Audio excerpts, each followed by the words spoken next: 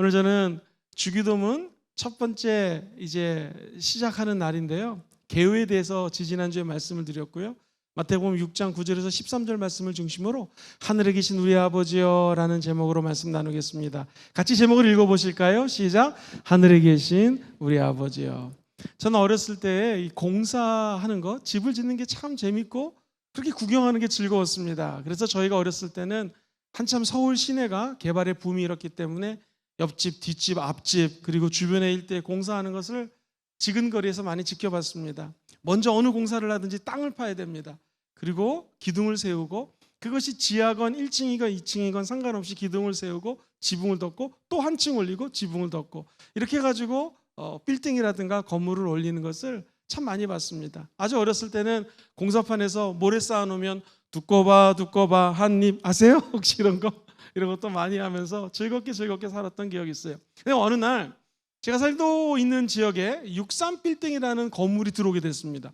그냥 뭐 땅을 어떻게 파나 궁금해가지고 이렇게 봤더니요, 세상에 63빌딩은요 지하를 파는데 얼마나 넓게 파는지, 더 놀라운 것은 그렇게 깊이 팠습니다. 그래야지만 높은 빌딩이 올라갈 수가 있는 것이고요. 심지어 맨 끝에 63층은요 바람이 불어도 건물이 좌우로 1m씩 이렇게 움직이는 거예요. 왜냐하면 딱 붙어 있으면 넘어질 수 있기 때문에 살짝 움직이는 게 오히려 건물에는 유리하다고 합니다. 어쨌든 높은 빌딩을 지으려면 기초 공사를 넓고 깊이 파야 된다는 것을 제가 굉장히 크게 느낀 적이 있었습니다. 이 주기도문 처음부터 끝까지가 다 중요합니다. 그런데 오늘 우리가 늘 암송하는 하늘에 계신 우리 아버지여, 이것은 기초 공사라고 해도 과언이 아닙니다. 이것을 기본으로 바탕으로 해가지고 우리 인간이 하나님께 올려드리는 세 가지 기도 제목, 그리고 우리가 우리를 향해서 인간이 인간을 향한 기도 제목을 하나님께 올려드리는 것을 세 가지, 이 두 가지 기둥을 딱 올리고 난 다음에 지붕을 딱 덮으면은 주기도문이라고 하는 한 집을 지을 수가 있습니다. 하늘에 계신 우리 아버지여 라고 기초 공사를 하고 난 다음에 하나님께 올려드리는 세 가지 기도 한번 따라해 볼까요? 하늘에 계신 우리 아버지여, 다음에 뭐죠? 이름이 거룩히 여기심을 받으시오며, 두 번째 나라가 임하시오며, 세 번째 뜻이 이미 하늘에서 이루어진 것처럼 이 땅에서 이루어주세요 라고 하는 기둥을 쌓습니다. 그 다음에 두 번째, 우리 인간이 인간을 향한 기도 제목이 있어요. 즉 내가 연약하고 부족하기 때문에 하나님께 올려드리는 기도가 있습니다. 하나님의 뜻이 하늘에서 이루어진 것처럼 땅에서도 이루어주세요 라고 한 다음에 그 다음에 뭡니까? 여러분 모른 체 하는 거 아니죠? 우리가 우리에게 죄 지은 자를 우리가 용서한 것처럼 나의 죄, 너희의 죄, 우리의 죄를 좀 용서해 주세요. 첫 번째 죄. 그 다음에 뭐예요? 우리에게 일용할 양식을 주세요. 잠깐 순서가 바뀌었네요. 어쨌든 우리 인간이 구하는 거예요. 일용할 양식을 주세요. 그 다음에 뭐예요? 우리를 시험에 들게 하지 마시고 다만 악에서 구원해 주세요 라고 하는 이 세 가지 기도 제목을 올려드립니다. 그 다음에 그때 지붕이 무엇입니까? 나라와 권세와 영광이 아버지께 영원히 있습니다 라고 하면 한 집을 짓는 거예요. 오늘 그 기초 공사입니다. 하늘에 계신 우리 아버지요. 일찍이 마틴 루터는 종교개혁을 일으키면서 주기도문을 기도의 알파벳이라고 얘기를 했어요. 즉 기억, 니은, 디귿, 리읒이 알파벳이다. 예수님의 기도를 한마디로 요약하면 이 주기도문입니다. 우리 예수님이 어떻게 기도하셨는가? 주기도문을 따라 기도하셨습니다. 주기도문을 우리가 암송하고 앞으로 이 기도를 많이 할 텐데 유의될 것이 있습니다. 흔히 기도를 많이 하면 내 뜻대로 하나님이 움직이는 걸로 오해합니다. 그런데 아니에요. 주기도문의 핵심은 뭐냐면 우리 예수님이 겟세마네 동산에서 기도할 때 주여 이 잔을 내게서 지나가게 도와주세요. 내 뜻이, 예수님의 뜻이 십자가의 고난이 너무나 크기 때문에 이 십자가의 잔을 내게서 지나가게 도와주세요. 근데 그의 기도는 바뀌게 되죠. 우리가 다 아는 것처럼 하나님의 뜻이 이미 하늘에서 이루어진 것처럼 이 땅에서 이루어주세요. 우리 예수님은 어떻게 기도하셨습니까? 내 원대로 마옵시고 누구의 원대로? 하나님의 원대로. 내 뜻대로 마시고 누구의 뜻대로? 하나님의 뜻대로 하면서 우리 주님은 십자가를 지셨던 것입니다. 사랑하는 성도님들, 기도는 그릇하고 똑같습니다. 여기 이 그릇이 컵이 있는데요, 절대량이 채워져야지 하나님 역사가 일어납니다. 기도의 분량을 꽉 채워야 되는데 이 분량을 채우지 못하면 사실 응답이 없습니다. 한국교회 문제는 어디서부터 비롯됐는가? 제가 볼 때는요, 기도의 양이 줄면서 한국교회 문제가 시작됐습니다. 기도원에 가서 금식 기도하고 부르짖어 기도했는데 최근에 금식 기도를 하러 갔더니 안타까운 것이 어떤 한 기도원뿐만 아니라 모든 기도원들이 기도하는 사람들이 없습니다. 그리고 사실 회개할 것이 저 자신부터 기도하러 가면은요, 예전에는 그 대성전에서 기도원 찬바닥에서 스트로폴 같은 거 깔고 자면서 금식하고 무릎 꿇고 기도를 했는데 이제 그게 싫어요. 콘도처럼 호텔처럼 화장실이 딸리고 개인 생활이 보호가 되고 조금 더 좋은 방을 찾아가지고 기도하는 제 모습을 보면서 아, 참 많이 변했구나. 사랑하는 성도님들, 우리 순복음 금주교회는 하나님의 은혜로, 웬 은혜인지 아직 기도하는 사람들이 있습니다. 기도의 분량이 쌓이는 교회가 우리 교회인 줄 믿습니다. 바라기는 한국교회가 아무리 기도가 시들시들해져도 저와 여러분들이 주기도문을 비롯하여 하나님께 전심으로 기도할 때 하나님의 은혜로 기도의 분량을 채우는 교회, 우리의 기도가 넘쳐서 옆에 있는 이웃의 교회를 살리고 한국교회를 살리는 그런 기도하는 교회가 되기를 주의 이름으로 소망합니다.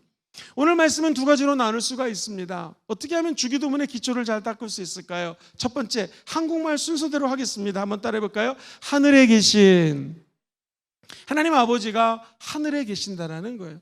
이 하늘이라고 하는 단어는 엄격하게 헬라어로는 하늘들, 즉 단수가 아니라 복수형으로 기록되어 있습니다.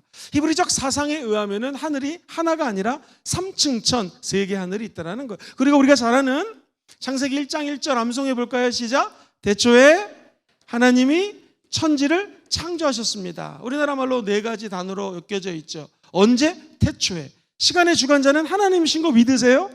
아무리 기도하는데 응답이 없다, 응답할 때를 하나님이 예배해 주시고 하나님의 마음대로 응답해 주시는 분이 하나님이시요, 저와 여러분들의 시간의 주관자가 하나님이시라는 것 꼭 기억하시기를 주의 이름으로 축원드립니다. 우리는 때가 악하기 때문에 지혜롭게 세월만 아끼며 기회를 잡으면 된다라는 것이죠. 태초에 하나님이 천지를 창조하셨습니다. 우리나라 말로는 그냥 하늘천 땅지, 천지를 창조하는 것으로 나와 있는데 히브리어 원어라든가 대부분의 영어 성경은 the heavens라고요. heaven에다가 s를 붙여가지고 하늘이 하나가 아니라 두 개 이상, 세 개 정도 된다는 거예요. 학자들마다 견해가 틀리지만 대부분의 히브리 사람들의 사상에는요, 하늘이 적어도 3층천 세계가 있다는 거예요. 사도 바울도 3층천에 갔다 왔다는 이야기를 한 적이 있죠. 1층천은 무엇인가? 저 새가 날아다니고 우리 눈에 보이는 하늘입니다. 영어로는 스카이라고 이야기할 수 있을 것 같아요. 이게 1층천이거든요. 근데 이 눈에 보이는 하늘, 우리가 바라보는 이 하늘 얼마나 높습니까? 아니, 정말 63빌딩이나 우리 해운대에 있는 높은 빌딩에 가서 땅을 내려봐도 사람이 요만하게 보입니다. 높이 올라가면 멀리 보입니다. 근데 우리 이 땅에서는 네가 높니 내가 높니, 네가 크니 내가 작니 라고 서로 경쟁하면서 서로를 무시하거나 또는 다른 사람들보다 내가 좀 크다고, 많이 가졌다고, 공부를 많이 했다고 교만하며 사는 것이 우리 인간이죠. 그런데 비행기만 타고 높은 곳에 올라가도 사실 키가 180이나 키가 150이나 똑같습니다. 6층짜리 빌딩이나 60층짜리 빌딩이나 위에서 보면 다 거기서 거긴 것이죠. 스카이, 저 하늘 하나님이 만들었어요. 근데 하늘보다 더 큰 공간이 있는데 대부분의 신학책에서는 스페이스라고 번역을 했어요. 우주, 유니버스라고 번역한 책도 있어요. 즉 1층천, 하늘 위에 우주라고 하는 우리 인간이 생각을 초월하는 엄청난 공간이 존재하는 거예요. 200만 광년이 걸린다고 합니다. 어디서부터? 지구에서 빛의 속도로 우주 끝을 가는데 200만 광년. 그러니까 빛이 지구를 7바퀴 1초에 7바퀴 반을 도는데 이 속도로, 빛의 속도로 200만 년이 사실 계산이 됩니까? 우주의 끝이 너무나 넓다라는 거예요. 이 계산할 수가 없고 생각할 수 없는 넓은 공간이 바로 이 우주 공간인데 이것도 2층천밖에 안 된다라는 거예요. 그래서 우리 성경에 보면 너희들은 긴장을 하고 서서 전신갑주를 입어라. 왜냐하면 우리의 싸움이 혈과 육에 대한 것이 아니라 정사와 권세와 이 어둠의 세상 주관자들과 하늘에 있는 누구와의 싸움이에요? 악한 영들과의 싸움이라고 그랬죠. 이 유니버스 우주는요, 악한 공중 권세 잡은 자들이 장악을 하고 우리 예수 믿는 사람들을 힘겹게 할 수가 있습니다. 다니엘이 기도하는 순간 하나님이 3층천에서 응답을 가지고 내려오는데 21일 동안 하늘에서 영적 전쟁이 벌어졌다고 하죠. 이 공간을 우리는 스페이스, 정확히 알 수는 없지만 2층천이라 읽었습니다. 영적으로는 공중에 권세 잡은 자가 장악하고 있지만 우리 예수님이 다시 올 때 이 권세자들이 무너지게 될 줄 믿습니다. 이 두 번째 하늘을 지나서 2층천을 지나서 3층천이 있는데 이것이 바로 우리 하나님이 만들어 놓은 천국이라는 것이죠. 그 보좌 우편에 하나님이 지금 앉아 계시고 저와 여러분들을 통치하신다는 거예요. 그래서 하늘에 계신 우리 아버지를 정확히 번역한다면 하늘들에 계신 하나님, 또는 하늘들 1층천, 2층천, 3층천 온 열방을 통치하시는 하나님이, 한번 따라해 볼까요? 어디서나 계시는 하나님. 시작. 어디서나 계시는 하나님. 이것을 좀 어려운 말로 하나님의 편재성이라고 그래요. 하나님은 지금 모든 열방 위에, 나라 위에 역사의 주관자로 다스리시고 통치하십니다. 뿐만 아니라 하나님은 저와 여러분들 같은 죄인의 안에 들어오셔서 우리 심령을 다스리고 통치하십니다. 한 걸음 더 나아가 이 민족과 우주 전체와 온 열방과 3층천까지 모든 것이 하나님 손안에서 운행되고 있다는 것입니다. 여러분, 우리 하늘에 계신 우리 아버지요 할 때 그냥 하나님이 이 공간이 아니라 저기 있나 보다, 우리가 섬기는 하나님은 우상들하고 틀리다는 거예요. 하늘이라고 하는 것은 온 우주적인 존재를 통치하시는 왕으로 존재하시는 것이지, 사람들이 이야기하는 우상, 귀신, 나무를 바라보고 귀신 들린 사람들이 점을 보고 이런 존재랑 하나님은 아예 틀리다라는 것입니다. 인간이 사색하고요, 공부하고 묵상해서 만든 신이 아니라는 거예요. 전 우주를 통치하시는 하나님이 저와 여러분의 아버지가 되시고 하나님이 되시는 거 기뻐하고 감사하시기를 주의 이름으로 축원드립니다.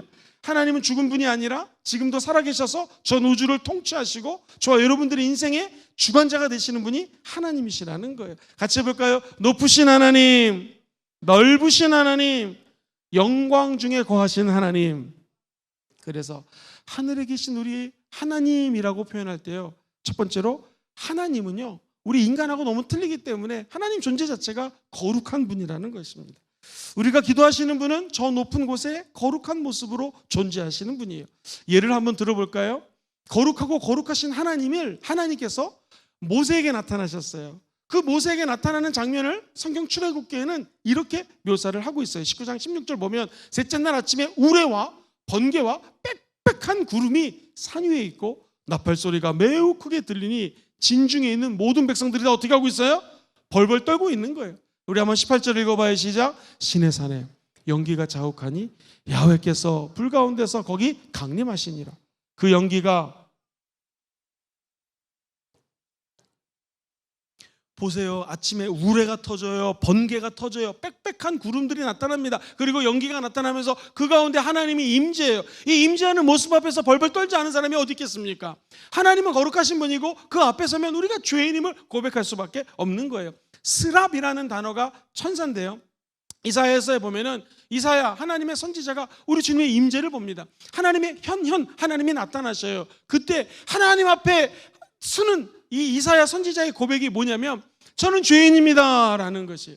베드로가 예수님을 만나자 하나님의 아들 예수님, 나는 죄인입니다 라고 고백하는 거예요. 하나님 너무나 거룩하시기 때문에 죄인인 우리가 그분을 만난다면은요, 단순히 번개가 치고 우레가 치고 구름이 장막처럼 펼쳐지는 것 때문이 아니라 하나님의 거룩성 앞에 우리 인간은 너무나 죄된 모습이 드러나기 때문에 그 앞에 꼬꾸라져서 나는 죄인입니다, 내 입술이 부정합니다, 내 살아온 길을 돌이켜봤더니 과거에 나는 내 입술이 부정하고 하나님께서는 말을 해서는 안 될 것들을 했고 사람들을 내 입으로 고백했던, 나쁜 얘기를 했던 그런 존재입니다 라고 고백을 하게 되죠. 이사야서에 보면은 이사야가 하나님을 바라보자 이렇게 고백을 하죠. 화로다 5절이거든요. 나는 망하게 되었다. 나는 입술이 부정한 사람이요, 나는 입술이 부정한 백성 중에 거주하면서 만군의 야훼이신 왕을 배웠습니다. 목사님, 이걸 어떻게 하면 좋겠습니까? 이 거룩하신 하나님 앞에 우리가 어떻게 하면은 내 입술이 부정하고 내가 죄인이라고 하는데 거듭날 수 있겠습니까? 스랍이라고 하는 하나님의 천사가 제단의 숯불을 가져다가 이사야 입에 대니까 그가 드디어 거룩한 하나님의 사람으로 변화되는 거예요.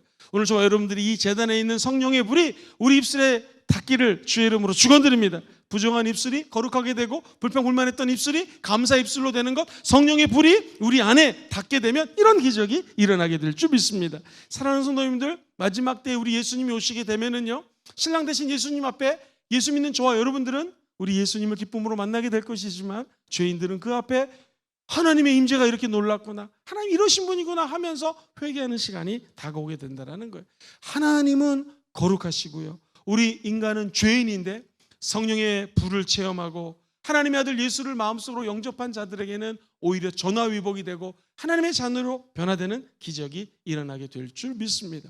하나님이 얼마나 거룩하시냐면요, 구약에 제사장들이 입는 옷을 에봇이라고 그랬습니다. 근데 이 에봇이라고 하는 옷 밑에는요 딸랑딸랑 방울이 달려 있어요. 그래서 감히 하나님이 임재하는 장소, 지성소에 들어갈 때에 딸랑딸랑 소리가 들리지 않으면 그 제사장은 죽은 거예요. 그래서 그 에봇에 달려있는 소리를 듣고 사람들이 제사장을 밖으로 끌어냅니다. 왜? 허리에는 허리띠를 메고 지성소에 들어가요. 오늘날로 치면은 저와 여러분들이 이렇게 예배를 드릴 수 있는 것, 구약식 사고방식으로는요, 저와 여러분들이 딸랑딸랑 방울을 하나씩 들고 와야 되고요, 아니 밑에 옷에 달아야 되고요, 끈을 메고 들어와서 만약에 이 전에 오기 전에, 이 성전에 오시기 전에 죄를 지은 사람은 여기서 죽습니다. 왜? 하나님의 임재는요 너무나 거룩해서 죄인은 죽을 수밖에 없는 거예요. 구약의 제사장들 늘 기도하는 사람들이었고 깨끗한 사람들이었고 죽음, 시체를 가지도 않은 사람들이었고요, 하나님의 일을 하기 위해서 택함받은 자들이었어요. 근데 그런 자들도 죄를 지면 그 하나님의 임재 앞에 죽을 수밖에 없는 것이 바로 이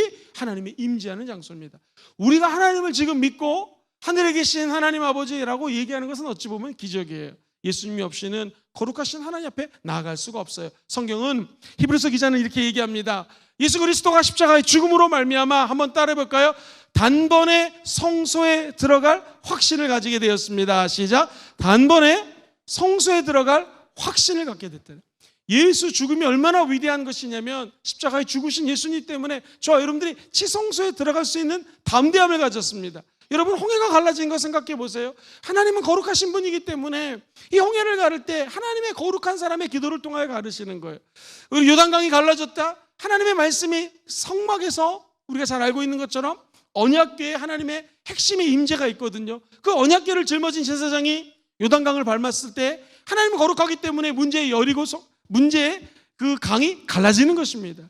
요단강이 갈라지고요, 여리고성을, 하나님은 거룩하기 때문에 믿음의 사람이 말씀으로 순종하며 기도할 때 여리고성을 가르게 되는 것이죠. 무너뜨리게 되는 것이죠. 사랑하는 성도님들, 가만히 생각해 보면은요, 문제는요 늘 있습니다. 문제 없는 사람이 없습니다. 초등학교 다닐 때 저희들이 연필로 공부했잖아요. 그런 생각을 했습니다. 중학교 가면은 드디어 볼펜으로 공부할 수 있겠다. 할렐루야. 그래서 중학교 가면은 재밌을 줄 알았는데 공부가 많아지고 더 복잡해지더라고요. 대학교 가면 자유를 얻겠지. 대학에 갔더니 오히려 진로 문제가 생기고, 대학에 갔더니 더 많은 인생의 문제들이 생기더라고요. 취업을 하면 괜찮겠지, 유학을 떠나면 괜찮겠지, 결혼을 하면 괜찮겠지, 자녀를 낳으면 괜찮겠지. 여러분, 우리 다 같이 그런 인생들을 살아보셨죠. 한 살 한 살 나이를 먹을수록 어찌 보면 더 많은 문제가 생깁니다. 기억하십시오. 어차피 인생은 문제 속에 살고 있어요. 그런데 응답은 하늘로부터 내려온다는 것입니다. 지혜로운 사람은 내 현재의 문제를 바라보지 않고 이 문제 위에서 역사하시는 초월적인 존재, 즉 하늘의 모든 권세와 능력을 갖고 계신 하늘에 계신 하나님을 주목할 때 우리의 문제가 더 이상 문제가 아니라 하늘의 해답이 내려오는 것 기억하시기를 주의 이름으로 축원드립니다. 하나님은 만물이 여김을 받지 않고요, 거룩한 존재라는 것. 하늘에 계신 하나님은 두 번째로 전지전능하신 분이십니다. 한번 따라해 볼까요? 하나님은 전지전능하십니다. 전지전능 하나님이 모든 주권을 가지고 계신다라는 거예요. 그래서 우리가 이 기초공사를 하실 때 하늘에 계신 하나님 아버지 하는 것은요, 하나님은 전지전능하신 분이고 내 인생의 모든 것들을 주관하시는 분이 하나님이심을 내 입술로 고백하는 거예요. 이게 기초공사입니다. 어려운 게 아니에요. 여러분이 이 우주가 얼마나 넓다고 말씀을 드렸죠. 수금지 천해명 화목도 기억하십니까? 지구를 돌고 있는 별들이 있죠. 이 별들이 삥삥삥 도는데 일치의 오차도 없습니다.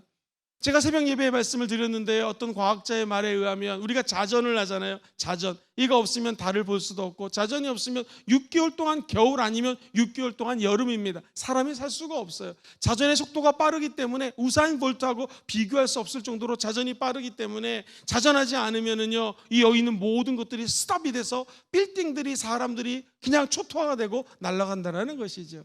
이 우주의 지구를 자전시키고 자전하면서 공전하는 이 모든 것들을 주관하시는 분이 하나님이신 거 믿으시면 주의 이름으로 아멘 하시기를 부탁드립니다. 아멘이죠. 하나님은 모든 것들을 다 주관하시고 하나님의 섭리 속에서 운영하고 계신다라는 것입니다.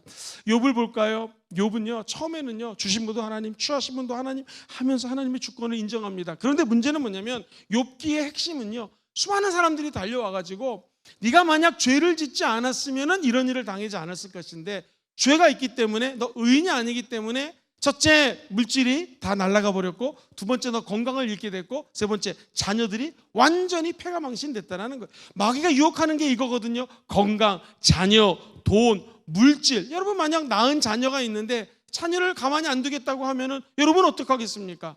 여러분 물질 있으시죠? 은행 통장에 10만 원 이상 있는 사람 손 들어보세요. 저밖에 없네요. 여러분, 우리가 은행 통장에 있는 물질을 의지합니다. 내가 갖고 있는 부동산, 내가 갖고 있는 무엇인가를 가지고 의지하며 살고 있어요. 근데 그걸 다 걷어간다면 어떻게 하겠습니까? 욥기의 핵심은 돈을 뺏어가는 하나님이 아니라 너 인생의 주권이 누구에게 있느냐, 네가 과연 의인이냐 아니냐. 사람들이 와서 얘기를 하니까 나중에 욥이 헷갈렸는지 이렇게 고백을 하죠. 첫 번째, 하나님이 나는 의인인데 잘못한 게 없는데 이렇게 한 거 보니까 첫 번째, 하나님이 불의하신 것 같다, 의롭지 않다. 두 번째, 하나님에 대해서 제발 내 인생에 좀 개입하지 말아주세요 라고 욥이 그 의인됨을 얘기하다 보니까 이렇게 변하기 시작해요. 세 번째는요, 숙제 내가 죽는 게 낫겠다고 고백을 합니다. 여러분, 그래서 친구를 잘 만나야 돼요. 의인이라고 하는 친구들이 와서 논쟁을 해보니 결국 하나님이 이상한 분이고 나는 의인이라는 것입니다. 그때 하나님이 나타나셔요. 자, 질문 드릴게요. 하나님이 나타나서 너 죄인이다 그랬을까요? 아니요. 우리 하나님은 친절하게 욥에게 질문하기 시작합니다. 첫 번째, 욥에게 내가 세상에 기초를 놓을 때, 오늘 우리가 주기도문에 기초공사하고 있잖아요. 그 기초를 놓을 때, 즉 태초에 하나님이 천지를 창조하셨을 때 너가 어디 있었느냐? 여러분들이 질문하겠습니다. 하나님이 태초에 천지를 창조한 거 믿으시면 아멘 해볼까요? 그때 여러분 어디 계셨습니까? 우리 인간이 어떻게 합니까? 두 번째, 바닷속은 어떻게 생겼느냐? 요즘은 무슨 현미경 가지고 바닷속 본다고 하지만, 무슨 수중 잠수함 같은 거 본다고 하지만 저 깊은 심해 우리가 어찌 알겠습니까? 욥에게 물어봅니다. 너 비를 내리게 할 수 있겠느냐? 우리가 어떻게 비를 내리게 할 수 있을까요? 네 번째, 네가 악어를 이길 수 있겠는가? 여러분과 제가 사자와 호랑이랑 싸워서 어찌 이길 수 있겠습니까? 너 악어의 힘이 어디로부터 나오는지 아니? 라고 주님이 질문을 합니다. 이때 욥이 대답할 수 있는 게 하나도 없는 거예요. 여러분, 여기 대답할 수 있는 분이 얼마나 계십니까? 아니, 인생지사의 모든 문제를 생사화복을 주관하시는 하나님이 우리에게 질문을 한다면, 감히 아무리 박사학위가 있는들, 아무리 책을 몇천 권을 읽었다 한들 하나님 앞에 이 모든 것들을 제대로 대답할 수 있는 사람이 여기 어디 있겠습니까? 아니, 전 세계에 어디 있겠습니까? 정답, 우리 인간은 하나님의 섭리를 알지 못한다는 것입니다. 고난도 마찬가지죠. 내가 왜 이 고난을 당했는지, 저 옆에 있는 선량한 사람이 왜 저렇게 고난 속에 사는지 우리는 알 수가 없어요. 그냥 하늘에 계신 우리 아버지여 하면서 기도하는 것밖에는 방법이 없는 거예요. 욥기의 결론이 뭐냐면 6장에 나와요. 이렇게 고백을 하죠. 42장 1절로 6절에 나와요. 42장 1절로 6절 읽어보겠습니다. 시작. 욥이 야훼께 대답하여 이르되 주께서는 못하실 일이 없사오며 무슨 계획이든지 못 이루실 것이 없는 줄 아오니 무지한 말로 이치를 가리는 자가 누구나이까? 나는 깨닫지도 못한 일을 말하였고 스스로 알 수도 없고 헤아리기도 어려운 일을 말하였나이다. 그 다음 같이 읽어봐요. 시작. 내가 말하겠사오니 주는 들으시고 내가 주께 묻겠사오니 주여 내게 알게 하옵소서. 내가 주께 대하여 귀로 듣기만 하였사오나 이제는 눈으로 주를 배옵나이다. 그러므로 내가 스스로 거두어드리고 티끌과 주님, 내가 주님을 보니 주님 앞에 할 수 있는 것은 회개하는 것밖에 없습니다 라고 욥이 고백하는 것입니다. 그래서요, 여러분, 종교개혁을 일으켰던 하나님의 사람들이 똑같이 얘기하는 게 있는 게, 하나님은 어떤 거냐, 어떤 분이신가? 계시된 하나님이 있다는 거예요. 레볼레이션. 하나님은 우리에게 성경을 통하여 계시를 해주셨거든요. 자연 이 삼라만상이라고 불교에서 얘기를 하는데요, 저 아름다운 자연을 보면서 하나님이 계시를 주셔요. 그걸 갖다가 일반 계시, 특수 계시, 또는 우리가 잘 알고 있는 성경 말씀 속에서 우리에게 주신 계시예요. 이것을 에베소서는요, 성령이 부어지면은요, 저와 여러분들에게 미래를 알 수 있는 계시의 영을 부어주시고 우리 마음속에 하나님의 영을 부어주셔서 지혜가 임한다고 성경은 이야기하고 있습니다. 어찌됐건 눈에 보이는 하나님, 계시된 하나님이 있고요, 한번 따라할까요? 감추어진 하나님. 우리가 지금 이곳에서 하늘에 계신 우리 아버지요 이렇게 얘기를 하고 있지만 하나님에 대해서 다 아시는 분이 하나도 없어요. 뉴턴이라고 하는 만류 인력을 발견했던 학자가 나는 사실은 아무것도 아닌 존재입니다. 어린아이 같은 존재고 내가 아는 부분이 굉장히 극소수입니다 라고 고백을 한 적이 있습니다. 그것처럼 저 여러분이 아무리 하나님을 많이 안다고 해도요, 기가 막힌 체험이 있다 할지라도 늘 말씀드리지만 저 해운대 바닷가 앞에 가가지고 물 한 바가지 푼 다음에 이게 하나님이다 라고 제가 지금 여기서 설교하고 있지만 어찌 보면 하나님을 너무나 신묘막측하고 크기 때문에 제가 제대로 설명을 할 수가 없는 존재가 높고 위대하신 하나님이시라는 것입니다. 다시 말씀드리자면 하나님은 계시된 하나님이기도 하지만 감추어진 하나님이에요. 우리가 알지 못하는 것이 너무너무나 많고요, 초등학생이 알지 못하는 것 아버지는 알고 이 초등학생을 위해서 준비하는 것처럼 우리 인생이 아무것도 아닌 존재라는 거예요. 하나님은 만유의 주가 되시고 모든 것들을 다스리시는 통치자가 되신다라는 거예요. 저는 바라기는 좋아요, 여러분들이 그 하나님 앞에 잠잠하고 하나님은 하늘에 계시고 나는 이 땅에 있는 것, 그것이 주기도문입니다. 하늘에 계신 우리 아버지요, 나는 이 땅에 있습니다. 그러므로 내가 아는 것이 없습니다. 여러분 잠언서에 보면은요 이런 말씀이 있어요. 전도서에 보면 5장 2절에 귀한 메시지가 있어요. 같이 읽어보겠습니다. 시작. 너는 하나님 앞에서 함부로 입을 열지 말며 급한 마음으로 말을 내지 말아라. 하나님은 하늘에 계시고 너는 땅에 있음이니라. 그런즉 마땅히 말을 적게 하라고 얘기를 합니다. 만약 인간이 가장 낙관적으로 세상을 바라봤던 시기라고 하면은 19세기였을 것입니다. 왜냐하면 19세기에 하나님보다는 이성이 앞서기 시작합니다. 그리고 유럽 지역을 과학이 지배를 합니다. 이성이 과학을 낳았고요, 이성과 과학에 모든 사람들이 올인을 합니다. 심지어 우리 신학에서도요 자유주의라고 하는 이 신학 학문이 발생을 하기 시작합니다. 자유주의가 얼마나 무서운지, 하나님이라고 하는 존재가 원래 우리가 감추어진 분이고 알지 못하는 그 하나님을 땅으로 끌고 내려옵니다. 그리고 문학적으로 비평을 하고 문서적으로 대조를 해보니 하나님은 진짜 살아계신 하나님이 아니라는 것입니다. 과학에서 진화론이 나오기 시작합니다. 그리고 무엇보다도 사회과학에서는요 공산주의가 나와서 유물론이 팽배하기 시작합니다. 적어도 1차 세계대전, 2차 세계대전, 나중에 알바니아 땅을 여시고 러시아를 무너뜨린 하나님, 소련 땅을 무너뜨린 하나님을 바라보면서 공산주의에 대한 세계 패권 장악과 사상들이 점점 그 농도가 짙어졌지만, 여러분 생각해 보십시오. 인간의 지성이 나온 것이 무엇이었습니까? 인간의 이성이 나온 것이 결국 무엇이었습니까? 전쟁 터졌죠. 세상에 이스라엘 사람들을요 600만 명을 저 가스실에서 죽입니다. 가장 비극적인 일들이 인간의 이성과 과학을 통해서 나타난 거 아니겠습니까? 근데 주목해야 될 것은 이때의 신학에서는요 새로운 신정통주의가 등장을 합니다. 이 신정통주의는 뭐냐면 다시 성경으로 돌아가자는 거예요.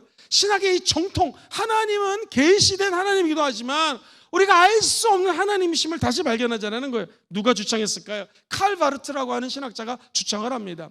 로마서 강해설교라고 할까요? 로마서 주성을 적기 시작했는데 이것을 이렇게 표현합니다. 마치 자유주의 신학자들이 놀이터에서 놀고 있는데 거기다 핵폭탄을 터뜨렸다는 거예요. 이성적으로, 문학적으로, 지식적으로 분석했던 하나님, 즉 하늘에 있는 하나님을 땅으로 끌어내렸는데 결국 우리 인간에게는 비참한 일들이 벌어지자 로마서 핵심은 무엇입니까? 예수 믿는 사람들이 의인 된다는 거예요. 예수님이 없으면 의인 될 수가 없어요. 칭의입니다. 예수 믿는 우리가 성령을 받고 예수를 닮아가야 된다는 거, 성화예요. 그리고 우리 예수 믿는 사람들은 다시 하나님의 은혜 가운데 영화롭게 된다는 정통주의 기독교 사상이 다시 들어오기 시작합니다. 사랑하는 성도님들, 그렇습니다. 우리가 외치는 하늘에 계신 하나님 아버지라고 하는 것은요 이성적으로 우리가 알고 있는 계시된 하나님만을 의미하는 것이 아니에요. 하나님은 전지 전능 무소부재하신 만왕의 왕이 되십니다. 그리고 우리 개인의 인생을 주관하시고 생사화복을 주관하시는 분이 하나님이십니다. 절대 주권자이신 하나님 앞에 우리 인간이 최초로 기도하며 공사할 수 있는 것, 기초 공사할 수 있는 것은 하늘에 계신 하나님 아버지라는 사실이에요. 그 하나님의 높고 위대하심을 나는 찬양할 수밖에 없는 어린 존재요, 죄인이요, 하나님 앞에 고개를 들 수 없는 사람이라는 것이 바로 이 오늘 메시지인 것입니다. 사랑하는 성도님들, 시편 2편 4절에 보면 이런 말씀이 나와요. 우리가 어리석은 생각을 할 때마다 같이 읽어볼까요? 시작. 하늘에 계신 이가 웃으시며 주께서 그들을 비웃으리로다. 그렇습니다. 이 기독교라고 하는 것은요, 그래서 우리 인생 자체가 나그네라는 거예요. 빈손으로 왔다 빈손으로 가는 것이고요. 우리 인생이 120년을 살든 100년을 살든 나그네 인생 살다가 우리의 끝을 우리 하나님이 예비해 놓으셨고 그 끝까지 내 인생 하나님만 바라보며 걷는 것이 기독교라는 것입니다. 허무주의가 아닙니다. 예수 믿는 사람들은 끝까지 내 삶을 완주하시고 내 이 경주를 끝까지 도와주실 분은 하나님이시라는 걸 믿고 입술로 고백하는 것이죠. 여기 계신 모든 분들이 이 절대자이신 하나님만 의지하시고 하늘에 계신 우리 아버지요 라고 외칠 때마다 하나님은 거룩하신 분입니다. 예수가 없이는 우리도 거룩해질 수 없는데 예수님 때문에 하나님을 만나게 된 은혜 늘 감격 속에 고백하기를 주의 이름으로 축원드립니다. 두 번째, 하나님은 전지전능 무소부세하신데 저와 여러분들의 머릿속에 있는 생각도 아시고 우리의 갈 길도 아시고 인생이 나그네 길이지만 끝을 알려주시는 참으로 좋으신 주권자 하나님이심을 아시기를 주의 이름으로 축원드립니다. 할렐루야. 이게 하다 보니까 지금 반이 끝났는데 시간 다는 대로 해보겠습니다. 이게 하늘에 계신이라는 뜻이라면요, 두 번째 한번 따라해볼까요? 우리 아버지. 이게 참 재밌는 게요, 우리나라 말로는 하늘에 계신 우리 아버지잖아요. 근데 영어는 Our Father who art in heaven이라고 되어 있거든요. Our Father가 먼저 나와요. Our Father라는 것은 우리의 아버지, 우리의 하나님. 그러니까 하나님은 나의 하나님이기도 하지만 저와 여러분 우리 모든 공동체 하나님이라는 거예요. 여러분 성경에 보면은요, 하나님은 한 사람의 기도에도 응답하시지만 분명히 얘기합니다. 너희들이 내 이름으로 모여 두세 사람이 모여 뭐 할 때? 기도할 때 주님이 듣고 응답해 주신다는 거예요. 그래서 이 주기도면서 얘기하는 것은요, 나 혼자 똑똑하고 내가 하나님을 많이 알아서 응답받는 것이 아니라 우리라는 단어가 계속 나옵니다. 우리 하나님이에요. 근데 이게 순서가 참 중요한 게요, 영어로는 our father지만은요, 헬라어로는요 하나님이 먼저 나옵니다. 하나님. 그러니까 기도의 핵심은 뭐냐면 하나님, 아버지 중에서도 한번 저를 따라볼까요? 아버지, father라는 단어가 먼저 나와요. 우리 하나님보다도 아버지라는 단어가 먼저 나와요. 그렇습니다.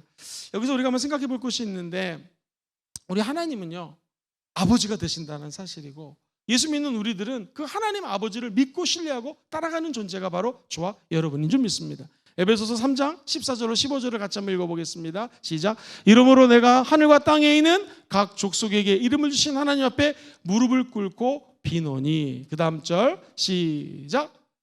네, 자, 저기 보시죠. 하나님 앞에 무릎을 꿇고 비노니. 그분이 누구신가? 네, 아버지가 되신다는 거거든요. 그런데 하나님을 아버지로 모시고 사는 사람들, 내가 비는 것이 하나님 아버지가 우리 안에 들어오는 것인데, 도대체 하나님을 아버지로 모시고 사는 것이 무슨 유익이 있겠습니까? 하나님은요 아버지가 되시고 아버지는 아들, 딸을 가르치십니다. 내가 직접 못 가르치면 이 아들이 공부할 수 있도록 중학교, 고등학교, 대학교를 보내주는 분이 아버지라는 것이죠. 예를 들면 시편 72편 17절에 이런 말씀이 나와요. 하나님이여 나를 어렸을 때부터 교훈하셨으므로 내가 지금까지 주의 기이한 일들을 전했습니다. 하나님이 어려서부터 나를 어떻게 했어요? 교훈하신다. 가르쳐 주시는 분이 하나님이시라는 거예요. 그러므로 하나님의 아버지라고 부르는 것은 끝까지 저와 여러분들을 가르쳐 주시는 분이에요. 그래서 잘 모르면 사람들에게 묻기 뭐 하잖아요? 하나님께 물으셔야 돼요. 이게 기도입니다. 어디 가서 이야기하면 창피할 수 있잖아요. 하나님 아버지께는 무슨 얘기를 해도 창피하지가 않아요. 왜? 하나님 아버지는 다 가르쳐 주시기 때문에 그래요. 두 번째, 저와 여러분이 이 땅에 살면서 고아가 아니라는 거예요. 고아가. 우리를 돌봐주시는 분이 있다는 거예요. 하나님은 저와 여러분들을 돌봐주세요. 베드로전서 5장 7절 같이 읽어보겠습니다. 시작. 너희 염려를 다 주께 맡겨라. 이는 그가 너희를 돌봐주신다는 거예요. 염려 다 맡기라 주가 돌보시니. 주는 평화. 하나님과 우리를 평화롭게 만드시고 하나님이 우리 안에 들어오셔서 끝까지 돌봐주시는 분이 하나님이시라는 거예요. 그분이 아버지십니다. 뿐만 아니라 영적 전쟁을 하죠. 그때 우리를 끝까지 승리의 길로 인도해 주시는 분이 하나님 아버지시라는 것이죠. 성경에 보니 로마서 16장 20절 같이 한번 읽어보겠습니다. 시작. 평강의 하나님께서 속히 사탄을 너희 발 아래 상하게 하시리라. 우리 주 예수의 은혜가 너희에게 있을지어다. 할렐루야. 하나님을 믿는 게 이런 축복이에요. 야, 이 영적 전쟁할 때 마귀가 유혹하고 넘어뜨릴 때 하나님이 사단을 하나님의 발 아래서 상하게 하시고 무너뜨려 주신다는 거예요. 왜? 아버지이기 때문에 그렇습니다. 여러분 혹시 육신의 아버지가 돌아가신 분 계십니까? 혹은 어려서 아버지의 사랑을 못 받고 자란 분이 계십니까? 혹은 아버지에 대한 이미지가 안 좋은 분이 계십니까? 육신의 아버지는 그럴 수 있습니다. 그런데 오늘 우리가 부르짖어 기도하시는 분은 하늘에 계신 우리 아버지예요. 비록 우리 육신의 아버지가 이렇게 못해 주셨다 할지라도 하늘 아버지는 끝까지 돌봐주시고 영적 전쟁에서 승리의 길로 인도해 주십니다. 제일 중요한 것은요, 아버지는 예배해 놓으셨기 때문에 이 세상의 모든 것들을 부족함이 없이 채워주신다라는 거예요. 시편 34편 10절을 같이 한번 읽어보겠습니다. 시작. 젊은 사자는 궁핍하여 줄일지라도 야훼를 찾는 자는 모든 좋은 것에 부족함이 없으리로다. 할렐루야. 시편 23편 1절도 외워볼까요? 시작. 야훼는 나의 목자시니 내게 부족함이 없으리로다. 오늘 저와 여러분들이 부르짖어 기도하는 아버지, Father, 우리의 하나님 아버지는 저와 여러분들을 끝까지 돌보아 주십니다. 그래서 원래 헬라어 원어로는요, 파테르라고 하는 단어가 쓰였는데 이게 아버지예요. 순서가 바뀌었습니다. 아버지, 우리들, 그 다음에 하늘에 계시니에요. 우리나라 말로는 하늘에 계신 우리 아버지. 그래서 제가 오늘 이렇게 설교하지만 사실 기초공사의 제일 핵심은 뭐냐면, 따라해볼까요? 아버지, 우리 아버지. 이게 맞는 거예요. 이 순서가 중요합니다. 우리가 이렇게 나와 부르짖어 기도할 수 있는 유일한 근거는 한 가지, 그 하나님이 저와 여러분들의 아버지가 되신다라는 거예요. 얼마나 기쁩니까? 얼마나 감사합니까? 예수 믿는 것은 받은 증거 많다고 했는데 그 증거 중에 제일 즐겁고 기쁜 증거가 바로 하나님은 저와 여러분들의 아버지라는 거예요. 제가 예를 들어 드릴게요. 고대 근동의 바벨론의 지역에서 자기가 믿는 신들에게 기도하는 장면 한번 들어보세요. 하늘과 땅의 왕이신 샤마스여. 두 번째, 공평과 정의의 주시오. 세 번째, 아누나카의 주시오. 세 번째, 이기는 거, 승리하는 거 있죠. 이 승리하게 하시는 주시오. 그 다음에 약속을 폐하지 않는 주님. 자기 신들에게 기도하는 거예요. 명령을 변하지 않는 신들이요. 이렇게 얘기를 합니다. 이거 얼마나 복잡합니까? 근데 예수 믿는 사람들은 틀려요. 그냥 기초공사 필요한 거 없습니다. 한번 따라해볼까요? 아버지. 끝입니다. 얼마나 간단해. 제가 친하면 아버지 하지 않겠습니까? 아버지 도와주세요. 여러분, 만약 우리 아들이 저에게 전화를 해가지고 우리 아버지 정말로 1년 연봉이 많으신 우리 아버지요, 우리 아버지 잘생기신 우리 아버지, 학위를 따신 아버지시요, 이렇게 얘기하면 내가 이렇게 생각하고 얘가 돌았나 이렇게 생각하지 않겠습니까? 그냥 아빠 나 지금 돈 좀 필요해요 뭐 이렇게 하는 게 오히려 정상 아니겠어요? 우리가 마찬가지라는 거예요. 기독교는요, 하나님 아버지를 가리킬 때 높고 높은 보좌 위에서 신학적인 얘기할 필요 없어요. 기도는 무엇인가? 아주 간단합니다. 아버지, 주여, 이게 끝입니다. 이게 기초입니다. 그러나 이 기초에는 아주 위대한 하나님의 생각과 사상과 메시지가 담겨져 있는 거예요. 여기 계신 모든 분들이 기도를 어렵게 생각하지 마시고 아버지, 끝입니다. 아버지, 나의 아버지, 우리의 아버지, 그 하나님이 영광 받으시고 오늘 이 기도를 통하여 하나님의 능력과 기적을 베푸시게 될 줄 믿습니다. 제가 요즘에 시편을 새벽 예배 한 주에 한 번 정도 설교하는데, 시편 보면은요, 굳이 제가 열거하지 않더라도요, 시편 기자가 하나님을 높고 높은 보좌에 앉아 이러지 않습니다. 하나님이요, 야훼요, 내 하나님이요. 아주 자기 자신을 탄원하면서 솔직하게 얘기합니다. 이게 기도입니다. 저 여러분들은 이 이방신을 믿는 자들이 자기가 믿는 신을 설득해야 되잖아요. 그러려면 논리적이어야 되고 예쁜 말을 갖다 써야 되고 아부를 해야 되기 때문에, 친하지 않기 때문에 자기 신들을 부르면서 이렇게 불렀는데요, 우리는 틀립니다. 친밀감이에요. 하나님의 아버지가 되시는 것이죠.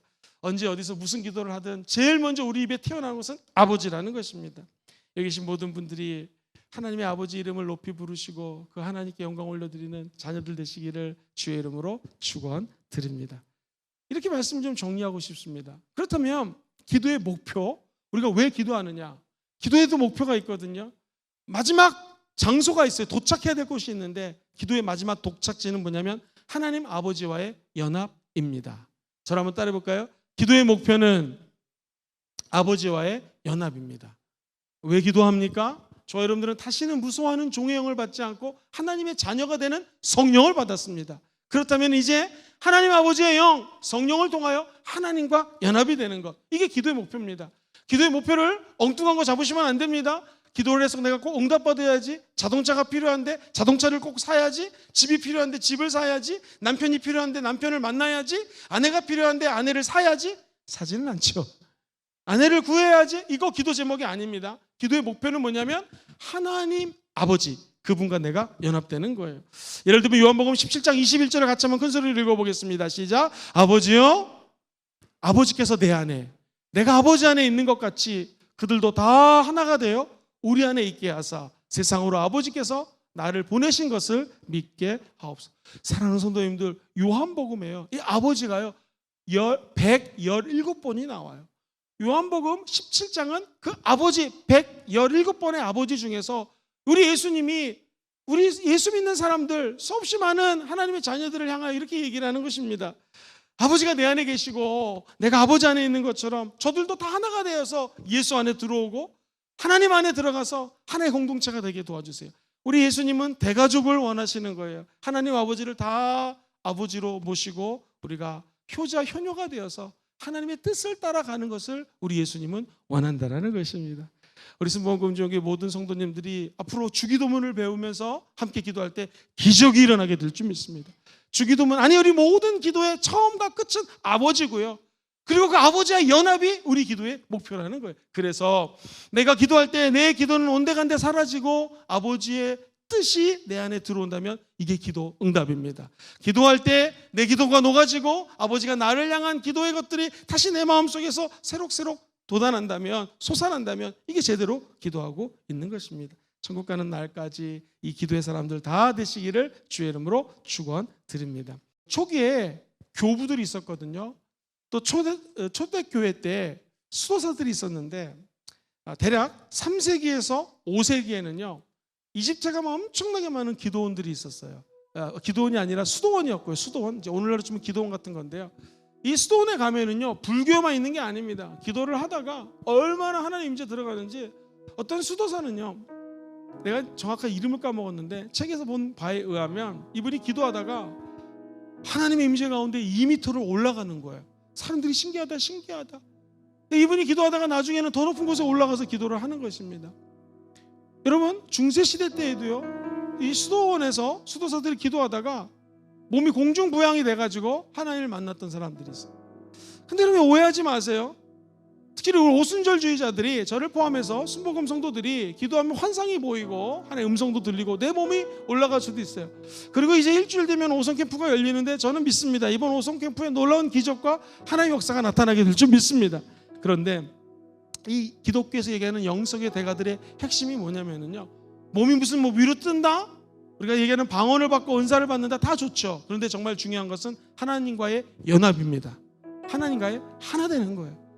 오늘 이 밤에 저와 여러분들이 기도하다가 은사도 체험하고 방언도 하시고 뭐 몸도 올라가시고 무슨 뭐 금가루도 보시고 다 모든 거 다 체험하기를 주의 이름으로 축원드립니다. 근데 이게 가장 핵심이 뭐냐면 이걸 통하여 성령이 내 안에 거하시고 내가 하나님과 하나 되는 것, 하나님 뜻이 무엇인지를 밝게 하는 것, 그것이 참된 기도인 줄 믿습니다. 도전합니다.